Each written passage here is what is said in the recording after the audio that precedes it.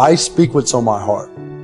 And I gave my speech, and as I was closing, I kind of mentioned some depression. Because I was coming out of the winter months, and it hit me again this past winter, and I went and saw the doctor. And so it was on my mind, and it came up. And as I was saying, I thought, this generation of people probably aren't connecting to what I'm saying.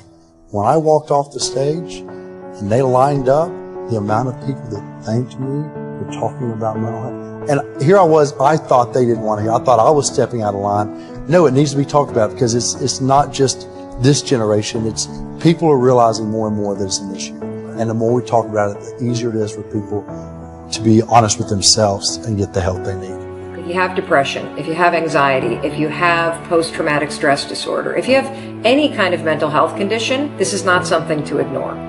Suicide is a permanent solution to a temporary problem. No matter what you're going through right now, doesn't mean that it's not going to end. I suggest to you that if you are facing a challenge, don't stop. Stay busy. Work your plan. Continue to do those things that you know that work for you after you have evaluated yourself in the situation. Continue to move. Stay busy, stay busy, stay busy. Of course you have to work. Of course you have to show up. Your team needs you. Life needs you. Your family needs you. Life is for the living. Doing that every day, that physical push. You don't have to run. You don't have to go to an aerobics class. Get outside with your dog in the woods. Walk with a good friend for 2 or 3 miles. Doing that every single day not only moves your body, which changes your mind, it gets you out of your physical environment, which is one of the things that people with depression tend to have a hard time doing. And it also creates a bit of momentum and a bit of a routine in your life. Depression, frustration, anxiety, pain, disillusion. It's just a natural part of the process of becoming a stronger version of yourself. There's one thing that if you did every single day, it would make an extraordinary difference in whatever mental health issue you're struggling with, and that is exercise. And the reason you've got to exercise every day is because what we know about human beings is that when you physically move, your physiology changes, and that changes your brain. Stand up, dig in, let those challenges raise you up, let them elevate you, let their demands and their trials make you stronger. Adversity you face today turn you into a better person tomorrow.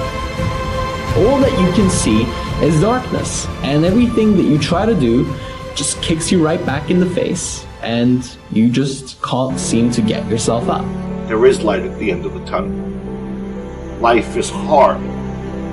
Life is challenging. There are ups and downs. Take the time to rest. Because just what if that resting is the key to world-class producing?